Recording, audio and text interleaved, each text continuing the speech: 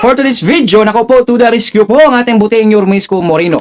Sa mga nasunugan dyan sa may Parula, Tondo mga kois mga gayas na 399 families at nagbigay agad ng tulong pinansyal ang ating buting Yormisco Moreno palakpakan. At mahigit pa dyan mga kois mga gayas ay nako po, naglaan po ang Pamalang City of Manila, especially yung kaagapay program ng 32 million plus para ipapadala yung mga bata na nangangailangan ng healthcare doon sa India ipapadala. Nako po, napaka-good news po ang mga lahat ng mga ginagawa ni Yormisco Moreno dyan sa City of Manila. At yan pong mapapanood natin sa video ito. May love shoutout po sa ating lahat. So without a further ado, let's begin. Kaya ngayon ang ito, gusto ko makatawid kayo agad. So, bawat isa sa inyo ay tatanggap ng 15,000 pesos. Hindi naman na galing. Kung sa isang bahay, dalawang pamilya kayo, may 30 mil. At least marami kayo. Tatlo kayong pamilya. Bawat pamilya. Hindi ako mangingiming gumastos ng milyon. Mabuhay lang ang isang tao. Yung pera mawawala, kikitain ulit. Pero yung buhay, yun ang walang kapalit. Feel the vibe. We rise like. Anong sayang na pinagsasabi mo, Samuel Elise? Kung napapanood mo lang si Yormisco Moreno, siguro hindi mo ma-comment yung sayang na yan. Sayang na sayang lang. Alam niyo mga kois magayas, like this comment of Samuel, no? Kasi pag nakikinig kayo palagi kay Yormisco Moreno, ano bang sabi ni Yormisco Moreno? Sige, para maliwanagan na po ang lahat. Sabi ni Yormisco Moreno, walang masamang tinapay sa kanya. Bakit?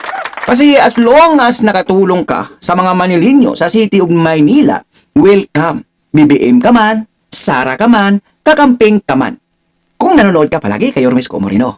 Yan ang totoo. Kaya yung nagsasabi dyan na about politics, sabi ni Yormisco Moreno, malayo pa ang politics. Malayo pa ang eleksyon. Isang tabi mo muna yan. Unahin mo na ng taong bayan kasi yan yung number one na kinakailangan, yung pamalaan. Naghahanap ang tao ngayon sa pamalaan. Bakit?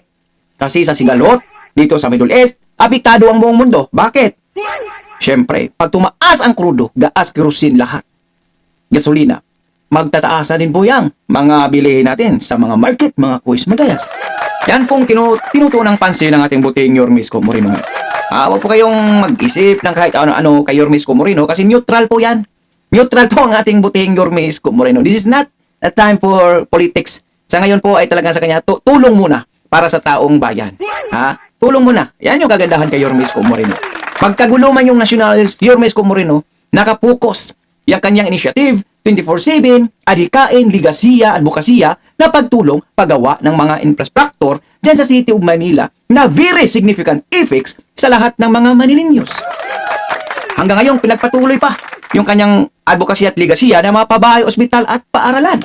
Kasi nga, nakaraan, di ba, mayroon na pong inaugurate nila, inauguration ng mga ospital at paaralan dyan sa City of Manila. Mga kuis, mga kayas. O kagaya niyan, yung sa pagtulong sa mga batang nangangailangan sa kanilang medical health, kagaya ng mga liver transplants na talagang doon gagawin sa ibang bansa, at ayan po, pinunduhan ng City of Manila. Galing po yan sa taxes ng mga negosyante o bawat isang Manilinyo dyan sa City of Manila. O kaya yung umiiyak sa mga basura na yan, huwag na kayong iiyak. Ayan na po, nakakatulong na po kayo sa mga bata.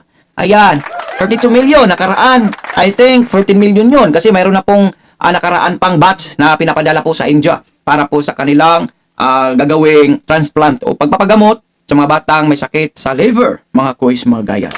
Yan! Okay, tanyo mga kuis, mga gayas. Kasi kung naalala nyo pa, nakaraang administration, pag may talagang trahedya, dilubyo, kagaya niyan, sunog na nangyayari dyan sa City of Manila, napakatagal po nilang bumaba sa mga tao, mga kuis. Ngayon kita nyo, to the rescue agad si Yormisco Moreno. Kasi kagabi, diyan sa Pilipinas, nagasunog po yung Parula, Tondo, mga kois, mga gayas. Kaya kinabukasan, ayan, gumawa agad ng kaparaanan ng ating buting Yormisco Moreno at nagmudmod ng cash assistance. Kung saan galing yun? Sa taxes naman ng taong bayan. Ganun po kahambol si Yormisco Moreno. Kung narinig nyo kanina, balikan nyo na lang yung video, yung pamimigay ng assistance para sa mga bata ipapadala sa India. Anong sabi ni Yormisco Moreno? Hindi ako Diyos, huwag kayong magpapasalamat sa akin. Doon kayo magpapasalamat sa ating Diyos. At maliban doon, magpapasalamat kayo sa mga taxpayer kasi sila po ang dahilan kung bakit may tundo, may milyones kayong natatanggap tulong assistance para yung mga bata nyo madagdagan yung buhay at maipadala doon sa ibang bansa like India. Ganun po humble ang ating butihing Yorme Isko Moreno. Hindi po talagang tinataas yung sarili niya, hindi niya inaangkin na sa kanya yung galing yung pera, but cause very, very, very humble po ang ating butihing Yorme Isko Moreno. Well, maliban dyan mga kuis, mga gayas, kung naalala nyo pa, yung nakaraan, 2019 to 2022, kung saan siya yung unang termino niya dyan sa City of Manila, yung 100 million pesos na itinulong niya sa buong Pilipinas kasi nasalanta ng Bagyo Lindol, yung pira na yon galing po yon sa sariling bulsa ni Yorme Isko Moreno. Bakit? Nagpaghasa siya eh. Oh, Turite, ano ang bastos mo nagpaghasa? Kung sasabihin mong bastos ako, ngayon, hindi mo followers si Yorme Isko Moreno. Kasi ang ibig sabihin nung nagpaghasa si Yorme Isko Moreno, kasi nagpo-promote po siya, nag-endorse po siya ng mga product na siya yung modelo, kagaya ng mga jeans o kahit mga ano-anong produkto, yung kita noon, umabot po, mahigit kulang 200 million. Marami pong natutulungan sa pira niyo. Hindi yung taxes ng taong bayan. Ha? Take note, hindi yung taxes ng taong bayan. Sariling pira yun ni Yorme Isko Moreno. Sarili niyang kita. Maliban sa kanyang sahod na talagang tinudunit na lang po. Yung 150, siguro I think, mga 200, maliban sa mga nasunugan, nasalanta ng bagyo, nasalanta ng earthquake, sa Bohol, Cebu yata yun, sa may bandang part somewhere in Mindanao, yun po talagang pinamigay niya. At isa pa doon sa may Taal Volcano, sa may Tagaytay, Batangas o Tagaytay, nagpapadala din yon ating butihing Yorme Isko Moreno. Isko, ayos yan, wag lang siya didikit sa DDS, magiging syunga. Sabi nga ni Yorme Isko Moreno, hindi pa panahon ito para sa politika na yan. Sa kanya, is tulong-tulong muna. Bawi muna. Kasi nilukluk ka ng taong bayan. Siyempre, pagsilbihan mo yung taong bayan. Yan po ang prioritize ng aming butihing Yorme Isko Moreno, Dumaguso. At kahit sino pang pumupunta dyan, mga DDS, mga BBM, loyalista, kakampeng, naku po, welcome po kayo dyan sa City of Manila as long as nakakatulong kayo, nagbibigay kayo ng tulong para sa kaginawaan ng bawat Manilenyo. Yan po ang prinsipyo ng aming butihing Yorme Isko Moreno. Hindi pang sariling interes yung tinitignan, but cause interest ng karamihan ng taong bayan. Sayang lang nga, hindi siya nagiging presidente. Kasi pag nagiging presidente pa, naku po, sinasabi ko sa inyo, yung mga ghost projects siguro ngayon, baka kung si Yorme Isko Moreno pa, nagiging totoo na yan. Bakit? Nangyari ni City of Manila Isang termino lang. 2019 to 2022, isang termino within 3 years, ilan bang pabahay, ospital, paaralan at tayo? Yung pagpa-renovate dyan sa Manila Zoo, kalinisan, lahat-lahat. Yung mga bridge dyan. Kita nyo naman mga kuys, mga gayas. Yung kagandahan. Sayang nga lang, yung nung pumalit sa kanya, nung nakarang administrasyon, pinabayaan, ngunit na-recover agad sa pagbalik ngayon ni Yorme Isko Moreno. Ganun po kabilis kilos, ganun po 24/7, magtrabaho ang aming butihing Yorme Isko Moreno na walang katulad. Ayan. Bing Angs, Emily So, gabi do bro, dito, maayong gabi sa imo, ang may pong gabi. Maano yung mga kuis mo? Hindi lang po Tagalog yung mga followers natin. Mayroon din talaga mga Bisaya. Like me, mga kuis. Maraming salamat po, mama. Kita nyo mga kuis, mga gayas, yung pagkakaiba. Sabi nga kanina nito ni G. De La Zerna, sabi niya, nga idol, ganyan talaga yan si Yorme. Noon pa, sobrang bait. Naku, sobrang bait po talaga yan, sir.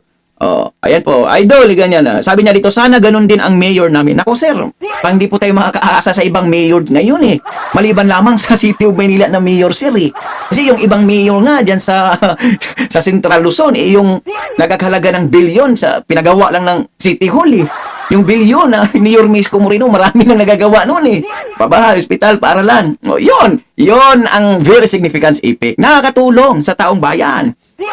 Hindi ko naman sinabing hindi makakatulong yung City Hall na worth of 1 billion, pero I think hindi yata need o kailangan o priority ng taong bayan yan.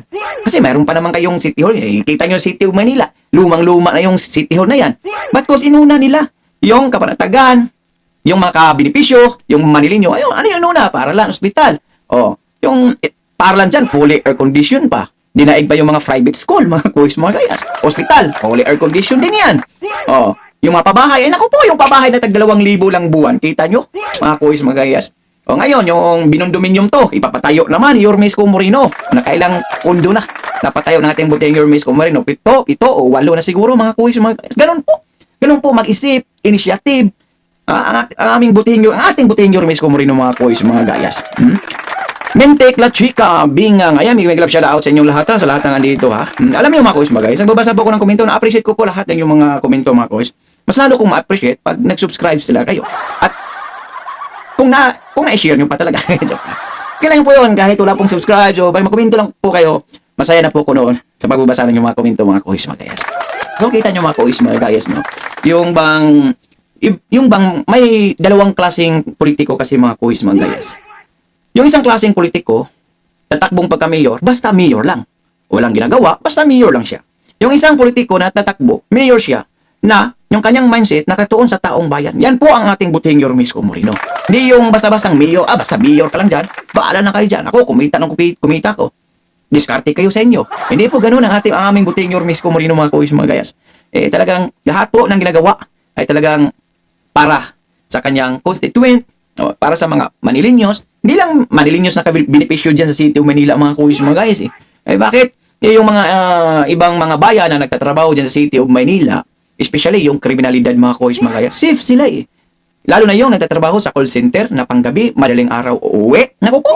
Sa pagbalik ni Yorme Isko Moreno, hindi ko namang sinasabing 100% na wala yung kriminalidad dyan sa City of Manila, but I'm sure, sigurado akong 99.9% nawawala yung kriminalidad, is not saying hold-upping dyan sa City of Manila. Bakit? Dahil dyan sa 24/7, napamalaan Yorme Isko Moreno. Sino bang hindi matatakot dyan? Napakaraming high-end na mga kamera. May facial recognition pa. Kung may mga dami na ng criminals nga nadayo dyan, nahuli. Kasi hindi nila alam, yung mga kamera na dyan kanto-kanto nakalagay, may facial recognition yon. Pag nahuli, nakita ka, nasipat ka ng kamerang iyan, naku po, pag nagrehistro sa kanilang database na may kaso ka, ublo ka agad. Ganun po. Ganun po ka-high-tech. Ganun po, mag-isip ang ating butihing Yorme Isko Moreno. Kasi nga, idol niya si Lee Kuan Yew ng Singapore, mga kuis, mga gayas. Hindi naman po masamang manggaya, pero ginaya po ni Yorme Isko Moreno yung mga pabahay na yan, mga kuis, mga gayas, from Singapore, Lee Kuan Yew, mga kuis, mga gayas. Aminado naman si Yorme Isko Moreno niyan na pwede namang manggaya as long as nakakabuti sa taong bayan. Manggaya ka naman ng mga proyekto ng iba, kung hindi naman nakakabuti sa taong bayan, nga ka rin. Yan, maganda pong mindset yan ni Yorme Isko Moreno kasi yung ginagaya niya, kasi noon, mga kuis, mga guys, mas mahirap pa yung Singapore sa Pilipinas. Kita nyo ngayon, mga kuis, mga guys, napaka-progresibong bansa yung Singapore, mga kuis, mga guys. Kasi yan, sa kanilang significant events day ng mga pabahay, kasi yan po yung isang pangailangan kasi ng tao, mga kuis, mga gayas, yung bahay talaga. Kung makakamura ka naman sa mga rentals ng mga bahay, medyo makakaluwag ka. Ayan po yung ginagawa ni Yorme Isko Moreno. Tag 2,000 lang bawat unit. Kondo pa yan, may security pa yan, air condition pa. Yung sahod nila, mababawasan lang ng 2,000 every month, mga kuis, mga gayas. Tapos, ito pang kagandahan yan, mga kuis, mga gayas. May isang kagandahan pa dyan. Pag ayaw mo na, kung sa tingin mo, nakakaluwag ka na sa buhay, yumaman ka na, ayaw mo na sa mga kondo ni Yorme Isko Moreno. Kung magkaano yung naipon mo, yung every month na tag 2,000, kung aabot ka man ng ilang taon, 10 taon, 20 na taon, 20 na taon, i-return po yan. Ibabalik po lahat ng pira na nahulog mo dyan sa kondo na yan, mga kois. Kita nyo? Kita mo kung gaano mag-isip ni Yorme Isko Moreno. Pero wag ka, pinarentoon niya nung nakarang pumalag ang Yorme Isko Moreno natin doon. Bakit? Kasi may posible naman kasi na pag nakuha na yung bahay, pag nabayaran na nila lahat, posible na yung mga may-ari dyan ay hindi na taga Manila. Bakit? Pwede na yung maibenta sa kahit kanino kasi nakatransfer na yung pangalan sa kanya kasi nga rentoon. Ayaw ni Yorme Isko Moreno noon. Gusto niya, rent ka lang ng rent dyan, walang own. Walang pag-aari. Yun yung maganda kasi sakaling, alam naman po natin, mamamatay na yung tao, yung building na yan, buhay na buhay pa. After pa siguro 1,000 years, andyan pa yung building na yan. Mamamatay naman talaga yung tao, at kung mamamatay ka man, or kung yayaman ka man, umalis ka man, marami pang ibang mga Manilinyos, mga makabenepisyo, papalit sa'yo. Yun yung kagandahan noon. Pati pa, mga apo nila, mga anak nila, makabenepisyo pa dyan. Palista ka lang. Magpalista ka lang.